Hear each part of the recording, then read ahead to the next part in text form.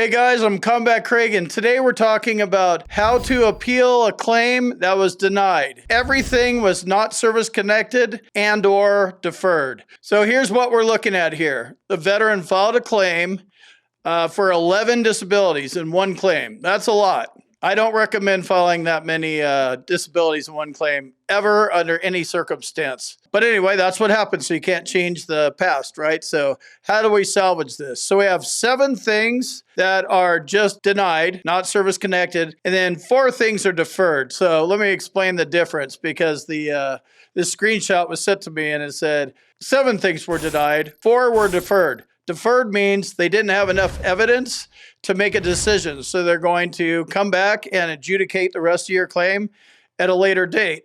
If you provided medical evidence for these last 4 disabilities, then you might win them.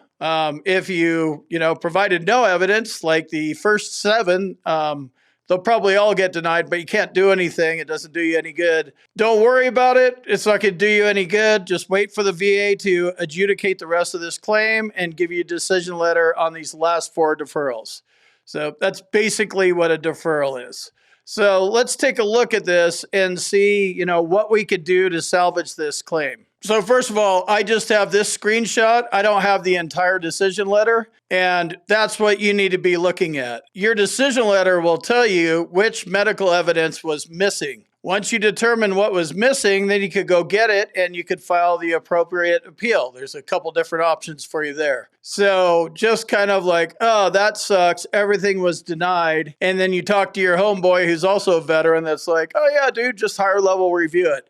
No, that's not the case. You don't just higher level review or just appeal to go through the motions, because you're going to end up still being denied. Strategy, you have to think about this stuff. What are you doing? What didn't you prove? That's what you need to tackle. Just going and doing a higher level review and not changing anything and still providing 0 medical evidence, you're going to end up with the same outcome because you didn't prove anything.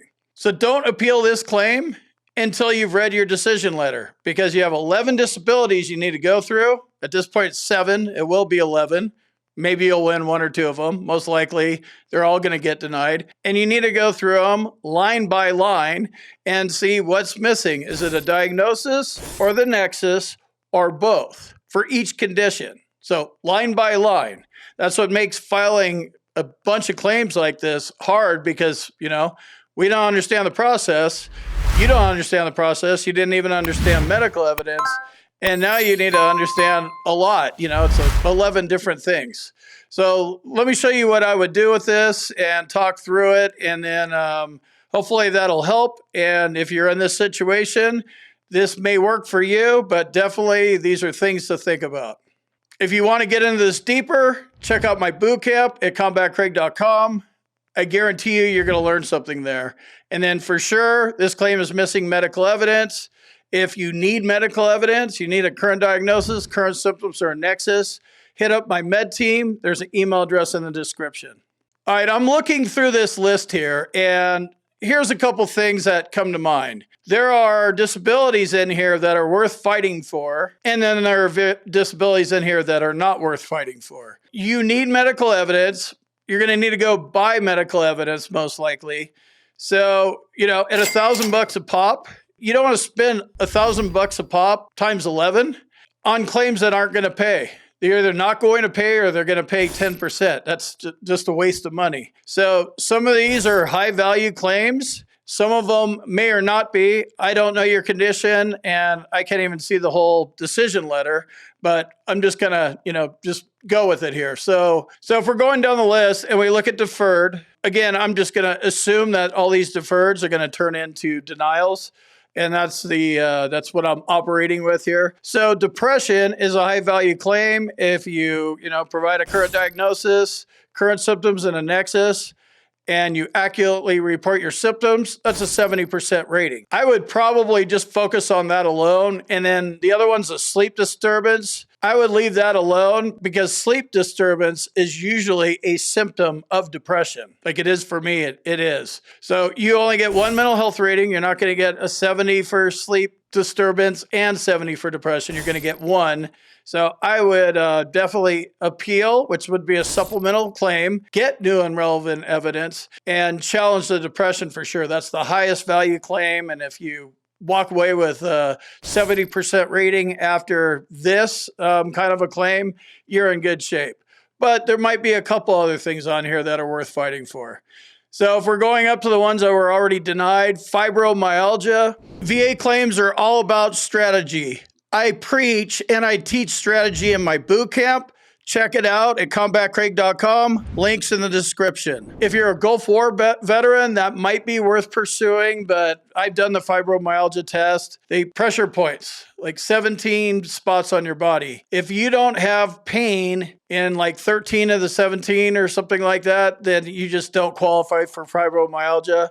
So I would probably leave that one alone. Personally, it depends on, what you have, what you could prove, and if you're sore in all those spots, look up the fibromyalgia test because it's coming at you at the C&P exam if it didn't already. You got two hip conditions, your right and your left hip. Depending on how bad your hips are, that might be worth pursuing. Look at the diagnostic codes that are associated with your hip. Do you have a diagnosis? Can you get one? And then how does the VA rate hips?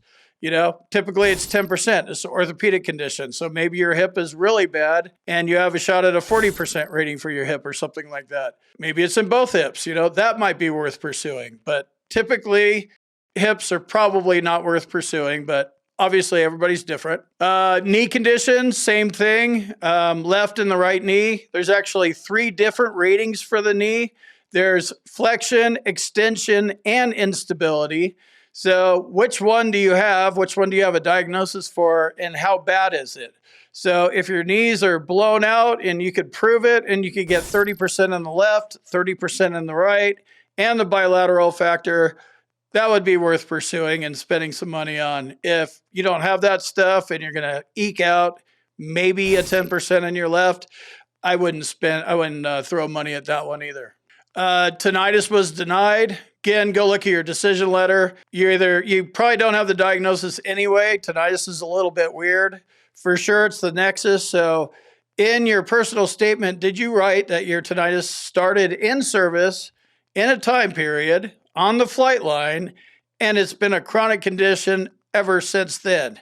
Started on the flight line in '89, continued when I was on another flight line, in 1990, and here we are in 2023, and it's been bothering my whole life. You have to explain tinnitus a certain way, but you are capable of writing the nexus because tinnitus is a subjective claim. Urine urgency, I don't know if that's special monthly compensation K. What's your diagnosis for that one? May or may not be worth going for. Back condition, again, orthopedic condition, typically they come in at 10 or 20%, depends on how bad your back is. Go get a goniometer, it's a little plastic protractor thing, and go look up the rating criteria for your back. It's cervical, thoracic, lumbar, and sacral, and look at the different ratings. And there'll be a limitation of range of motion, and there'll be degrees on there. So get a goniometer and have somebody put it on you and see how much you can bend around.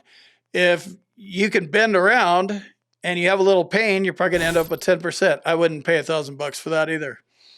We already covered depression and sleep disturbance, and then feet pain. You're going to need medical evidence if you want to win your VA claim. You need a current diagnosis, current symptoms, and a nexus. If your doctor won't give these things to you, check out my med team. There's an email address in the description. What is feet pain? Is it pes planus, flat feet? Is it also plantar fasciitis? What is going on in your feet? Can you prove it? Do you have the symptoms? That may or may not be worth going after. So to recap this, don't file VA claims and jam as much shitty disabilities in there as you possibly can. You're going to end up like this, like nothing. Focus on 2 or 3 disabilities because it's a lot. You're going to be tested on this by a doctor at a C&P exam. You don't need 11 different disabilities swimming around and all the associated diagnostic codes and rating criteria. Just do 2 at a time, pick ones that pay, and go in like that. Filing a claim with 11 disabilities in there with no medical evidence, you're just spinning your wheels. And then if you get advice from a fellow veteran that's like, oh yeah, dude, I appealed, you should do the same thing. No, everybody's different. Go look at the evidence, see what was missing, and then you're probably going to need to file a supplemental claim and provide evidence. And you're probably not going to be able to get a doctor and VA doctor or your private doctor to write you a nexus. So you're going to have to go hire one to do it for you, which is fine. But if you're spending $1,000 a pop, do it on stuff that pays. There's, like I said, there's probably 2 or 3 things on here I would fight for, but I don't know what's going on with your knees, your hips, your back, and all that kind of stuff. For sure, I would do the mental health one. So that's it. I'll see you in the next video.